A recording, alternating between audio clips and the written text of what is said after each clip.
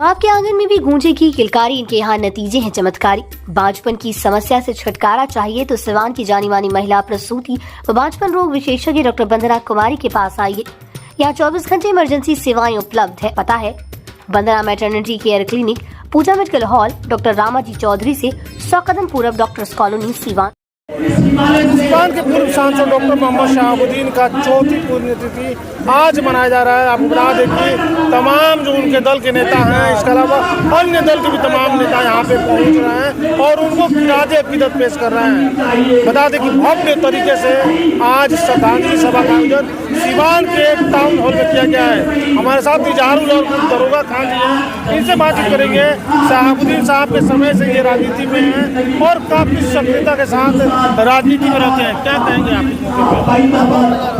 ये चौथा सालाना उर्स है जिसमें सभी बिहार से कोने कोने से लोग आए हुए हैं और शहाबुद्दीन साहब को श्रद्धांजलि देने के लिए मैं उनको तहे दिल से इस सीवान के धरती पर सीवान के लोगों को मैं बहुत बहुत शुक्रगुजार हूँ जो हमारे शहाबुद्दीन साहब के लिए इतने उत्तेजित से ये लोग यहाँ शामिल हैं।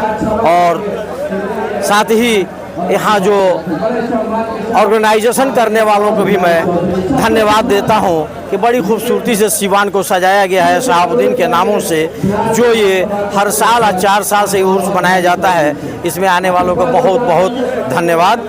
और ख़ास करके मैं आज शाह मोहम्मद शहाबुद्दीन साहब के लिए हम दुआ कर रहे हैं और तमाम लोगों से गुजारिश है कि आप दुआ करें कि अल्लाह ताला उनकी मग़फ़िरत फरमाए और उनकी जो कारनामे हैं यहाँ, जो उन्होंने जो कार्य करके गया है, जो यहाँ वो विकास करके गए हैं, जो लोगों से जो मोहब्बत करके गए हैं, उसे लोग बरकरार रखे।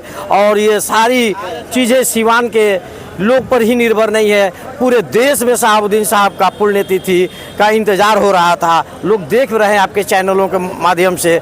आप इस चीज़ को उजागर करें कि शहाबुद्दीन साहब एक ऐसा शख्सियत है जो अपने समय में अटल बिहारी वाजपेयी जो प्रधानमंत्री थे, उन्होंने ये लिखित दिया था कि हमें कारगिल के युद्ध में भेजा जाए, हमें वो मौका दिया जाए कि हम भी वहाँ जाकर अपने देश के लिए अपने जवानों के साथ शहीद हों।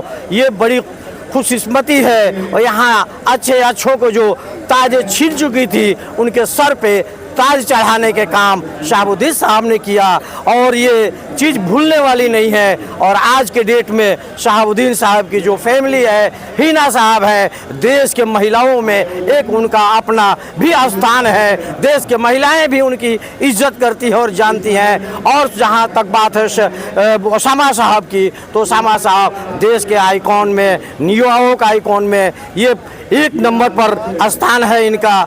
जब लेकिन जो हम लोग बोल रहे हैं, हम लोग भी शहाबुद्दीन साहब के साथ कदमों से कदमों चला कर चले, कोई स्कूल से लेकर कॉलेज तक, कॉलेज से लेकर राजनीति के सफ़र तक।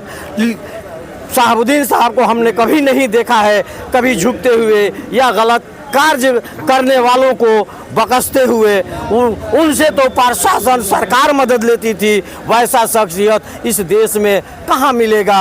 ये तो राजेंद्र बाबू की धरती है, उसके बाद ये शहाबुद्दीन साहब की धरती है जिसे हम सीवान के नाम से जानते हैं। जिस क्षेत्र से राजेंद्र बाबू आते हैं जीरादेई क्षेत्र से, उसी क्षेत्र से शहाबुद्दीन साहब भी आते हैं जीरादेई क्षेत्र से। ये बड़ी खुशनसीबी की बात है उस जीरादेई क्षेत्र की मिट्टी को कैसे ऐसे लाल दिए हैं कि देश में इनका नाम चलता है, विदेशों में इनका नाम चलता है।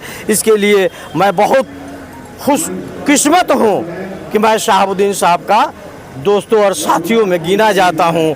बड़ी खुशकिस्मती है। और आपके चैनल के माध्यम से मैं ये बता देना चाहता हूँ कि शहाबुद्दीन साहब की जो विकास के कार्य रहा, जो शैली रहा, जो नहीं किसी का तलवा चाटने का उनका जो अदा रहा, किसी ने उनका तलवा नहीं चटवा सका और ना वो किसी से तलवा चटवाए। लोगों के बीच खुले दिल से, खुले मंच से लोगों को अपनाते थे, गले से लगाते थे। वो चीज़ आज ओसामा साहब और हिना साहब में दिखा जा रहा है। लोग इंतज़ार भी कर रहे हैं कि यही चीज़ होनी चाहिए और वो उस रास्ते पर चल चुके हैं ओसामा साहब। आज हम लोग उनके साथ हैं। इसके साथ जय हिंद, जय भारत। शहाबुद्दीन साहब अमर रहो। उन्होंने साफ तौर पे कहा है कि अपने पिता के सपनों को पूरा करते हुए उन्हीं के कदम पे वो शामा साहब भी चलेंगे, ये उम्मीद लोगों को है। इन्होंने बताया कि किस तरह से शहाबुद्दीन साहब अपने ज़िंदगी में सिवान के लिए कार्य किए, जो अपने आप में सिवान के लिए एक बड़ा मिसाल कायम कर गए हैं। इस तरह की बातें ये बोल रहे थे। ऐसे तमाम खबरों के लिए देखते रहे न्यूज़ इंडिया तक।